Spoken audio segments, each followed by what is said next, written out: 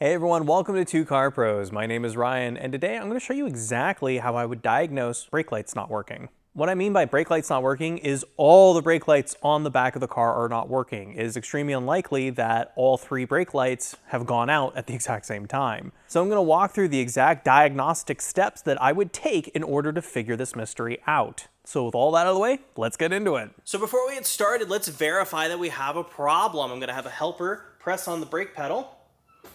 You can see none of the lights come on. It is extremely unlikely that all three lights went out at the same time. More likely than not, it's a power supply issue, and we need to figure out why that is. Now, if you only have one brake light out, well, this light bulb is probably out and it just needs a replacement. But let's go over the little bit harder thing to diagnose. So the next thing we're going to do is consult our owner's manual. This car happens to have one. If you don't have one of these, you can pick them up at your dealership or look for this information online for free.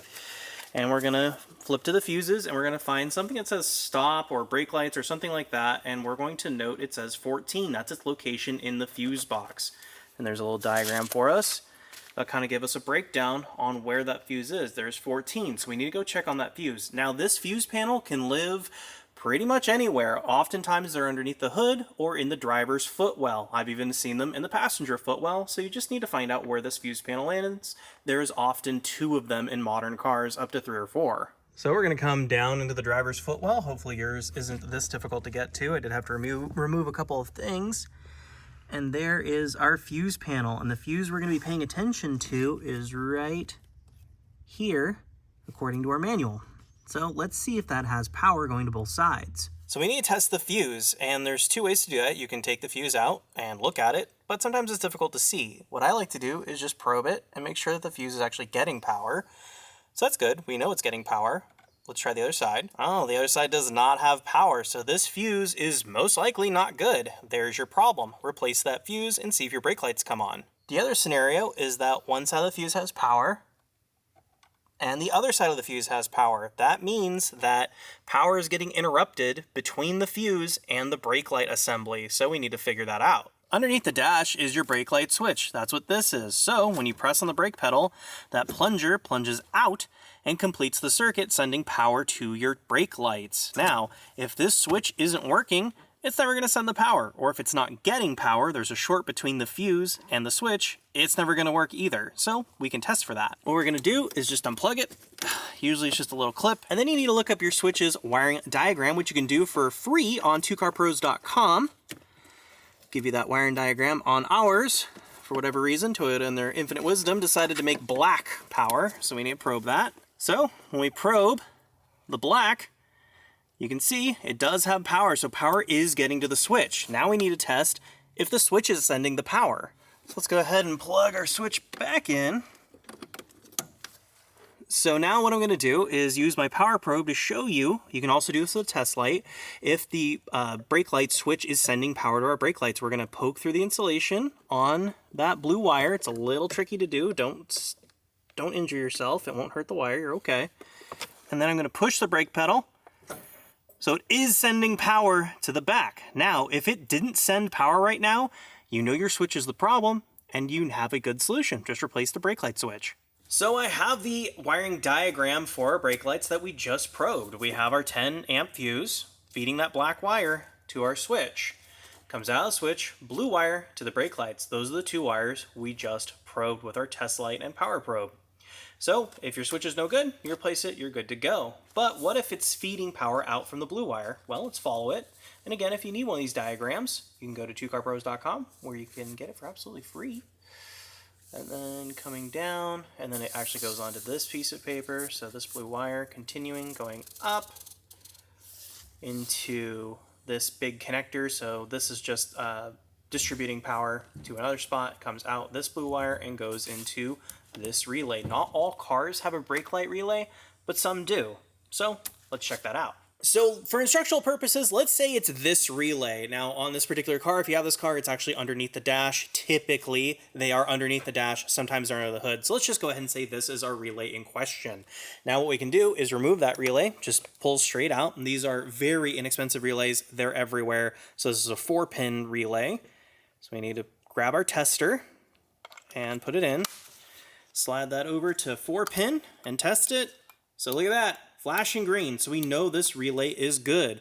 Alternatively, buy a new relay and put it in and see if it works, because that will most likely fix your problem. If the relay's bad, typically out of the box, they are good as new, and they are a dime a dozen. You can get them super cheap on Amazon, and it's a good idea just to have a store of fuses and relays around. So now that we know our relay is good, we need to head to the rear of the car and make sure power's getting all the way back there. So now we're gonna come to the rear of the vehicle and take a look at where that power feed went right here on the back of the brake light, and we can see that blue wire right there. Now these are an LED, so there's a driver inside of the brake light assembly, but it still needs 12 volts to get to that driver, and we need to test for that, because if power's not getting to the brake lights, you're never gonna have brake lights. So let's look at that. So I'm gonna have a helper to press the brake pedal fully. It should be sending power back here. And when I touch the back of the connector here, it's kind of exposed, so I can get my test light in there. We should see power. Hit the brake. Yep, so power is getting to the brake light itself.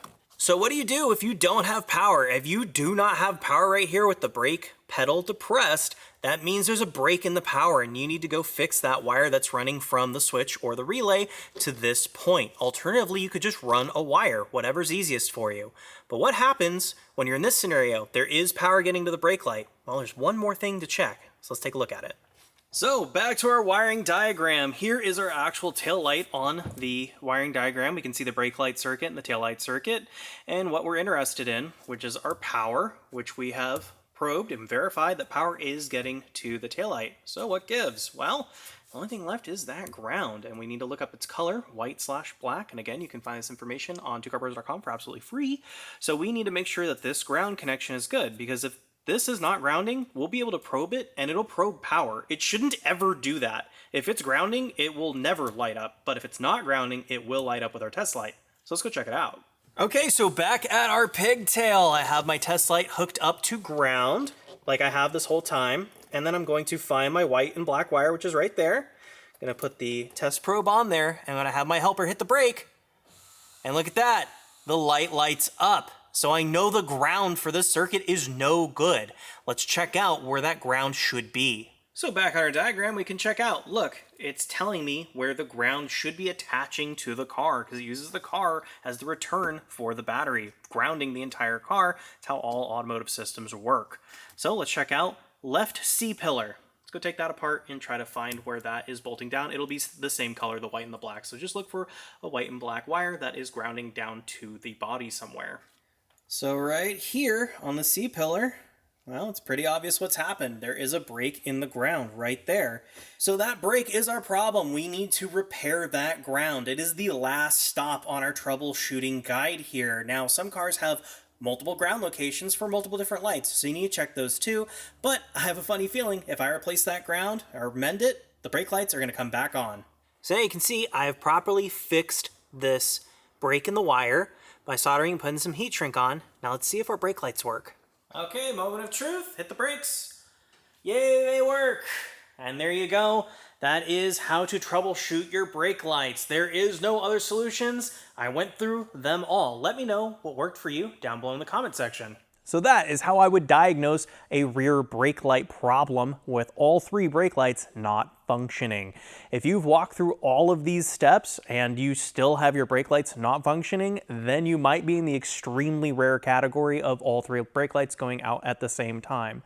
I'm not going to say it never happens, but it's pretty close to never, so that's why it was not covered in the main bulk of the video. The other situations I went over are far more likely. And that's exactly how I would diagnose a electrical problem. There is nothing different I would do. If a car rolled into the shop and had this problem, this is exactly how I would tackle and solve it. I've done it hundreds and hundreds of times this way. Thank you so very much for watching. If you have any questions, please leave them down below in the comments. I'll do my best to get to those. If you found this video helpful or interesting at all, please consider becoming a member down below. It's a direct way to help my channel out. Barring that, like, comment, subscription go a huge way in telling YouTube that I did a good job. Thanks again for watching.